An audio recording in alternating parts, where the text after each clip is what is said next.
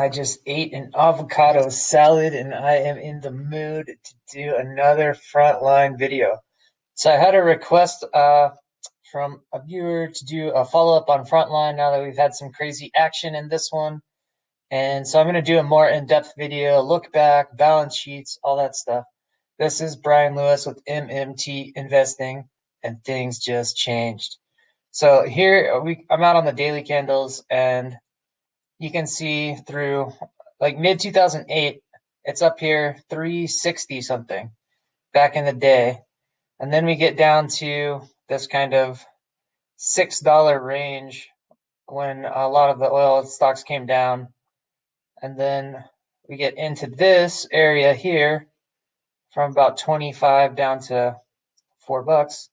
And right here, I was looking at the balance sheets, and here in 2016, they had a cash positive balance sheet that looked pretty good.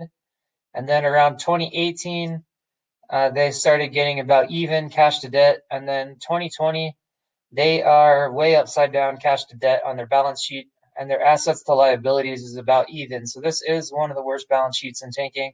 I didn't dig into their balance sheet last time, and I think they're maybe the second worst balance sheet I've seen.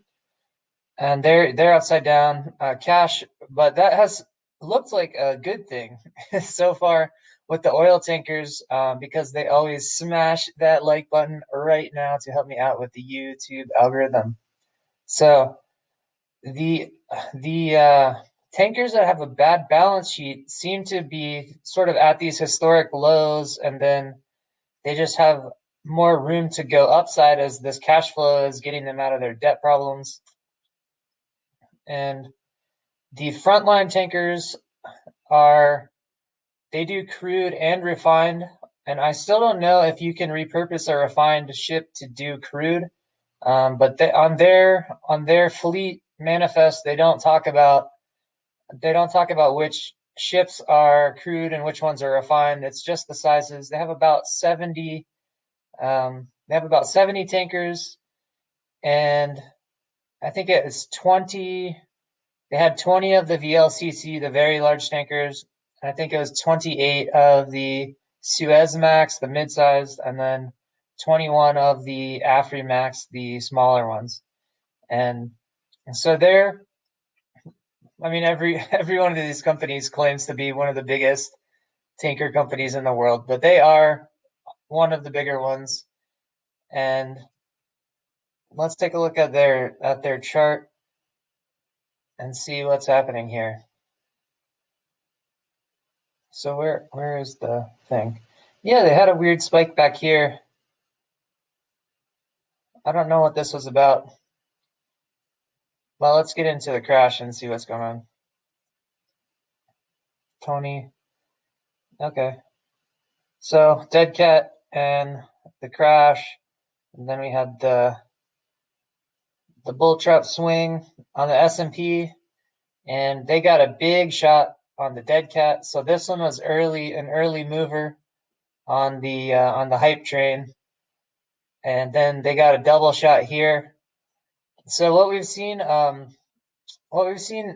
pretty much is the companies that got a really early moving start here off the dead cat didn't have quite as huge a jump on the third one, on the end of the bull trap. And this one has already started to turn down a little bit. So the S&P has been doing some upward bounces and some green movement the last few days, and a lot of the oil tankers have started to turn down already. And I've seen a lot of sort of double tops and island tops in the tanker stocks. And this is not investment advice, but what I'm looking at for the S&P is I think that we've just finished like an Elliott 5 wave, and the cycle model, it's a 3-month cycle model, or 3 to 4 months. It looks more like 4 months for this one. But the general credit contraction down cycle the monetary system financial data suggests is that we're going to get a down and a bounce in the general stock market. And that's the general shape that you get in a credit contraction down cycle. So for the S&P, I think that we're turning over on our bounce, and I don't know how far we bounce, but I'm looking for a general down move in the S&P now. and then looking for a dead cat, and then another bull trap, and then the oil stocks have been pulling down with the down moves in the stock market, and I feel like this one looks like it wants to come down a lot more than some of the other ones. Like the Zakos, like the Greek one is fighting against it, and this one's coming right down. So I have no interest in buying into any of these oil tanker stocks for the next probably 2 weeks. And I don't know the exact timing, but I'm looking for technical analysis signals on the S&P to find this dead cat bounce. And I have height markers for the S&P of the general area where to look for that. But it could be high, it could be lower. So I don't know exactly where we're going to get a little bounce, but I like the idea of going long on the tankers when we get that bounce, and definitely long tankers when we get the real bull trap move. The dead cat is touchier because you might have just 1 or 2 days to kind of go long and trade it. It's a short swing trade, but I mean the next bull trap should be several weeks long, and you can really go long and get a bunch of ups.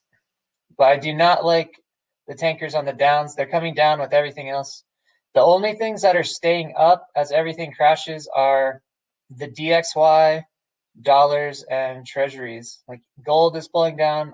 All of the safe assets are pulling down. All the safe stocks are pulling down. There's some kind of med stocks that kind of hang on, but I don't really have any longs through this crash other than just dollars or DXY or treasuries. And I don't want these long on a down move, and I think that we're on a down move. And I guess that's pretty good. I looked at their fleet, and their ships are Hong Kong flags, Singapore flags, and MI, which is Michigan. I think that's Marshall Islands, and most of their boats are MI flag, which I think is the Caribbean. And I don't know exactly where their fleet operates. It looks like they're all over the world, and they go a lot to China. Um, so I've seen some shipping companies that don't have oil rebounding really good out of this crash too. So I think the connection to China might be good in this case. I think China is starting to rebound. And I'm looking at that, and I'm just looking at how quick the companies sort of came out of the gate here. I think the ones that came out of the gate faster are getting smaller later up moves. And it seems like the companies that have more debt are getting bigger moves. So in general, this is a long, but I still don't like holding it through all the volatility. I really want to try to time those ups. And so if we go along this chart, I mean, it looks like maybe we get here and get up, and then get here and then get up along that same long. It would probably be the same long, but I still don't like holding it. I would rather try to get the ups. And then after the credit cycle contraction is over down here, and we get into the positive kind of monetary expansion phase, I think I'll be less excited about the tankers because there's going to be a lot of cheap companies to get in for like a 3 to 4 month kind of upswing. And that's more complicated. I do like the tankers still, and I think the tankers are going to be good for 3 or 4 years probably, because you can't use all this oil they have stored like right now. And I think the prices, if you look at the futures prices of oil, sort of, I guess I can kind of zoom out and try to draw the future oil prices a bit. So the oil futures are doing, I mean, we're at a nasty low in oil futures right now. The entire contango situation where the spot is lower than the futures and it swings up a bit. And then it looks like it comes down. The oil futures are starting to come down again at the end of the year.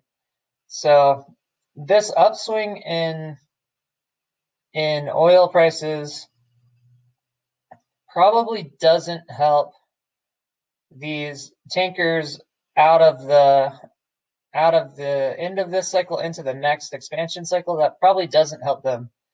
But then this next down phase probably does help them through the end of the year. So I think I'll probably still have some tankers in here, and I probably will have a lot more tankers out here if it still looks really good.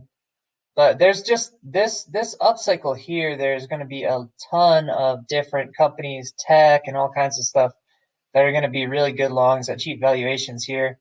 I think the oil tankers are so hot right now that they're not going to be as good of a speculative move in this zone. But right now, they're one of the only longs that's holding through this crash, and they might be one of the only longs through the next phase. And who knows, the next bear market could be years, several years, and you could get really good long through really tough conditions over several years with these tankers. But just right now in the crash cycle, in the down cycle, I only want the tankers on the up moves. And then here, I still think they're going to be good, but I think there's other things that'll be really good. And then here, there's not a lot that's going to be good. And I think the tankers will be really good here again.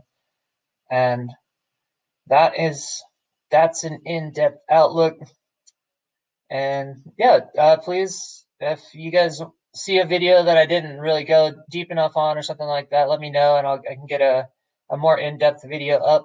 This is the FRO Frontline Tanker #2 video, and if you subscribe to the channel, I have a few different playlists, and these I don't have a playlist just for tankers, but this is like the stock picks playlist. I'll put these on that one, and then maybe on the market activity playlist, because this one is pretty aggressive. You got a really hard double top and a turnover already, so I really don't like this stock right now for 2 weeks.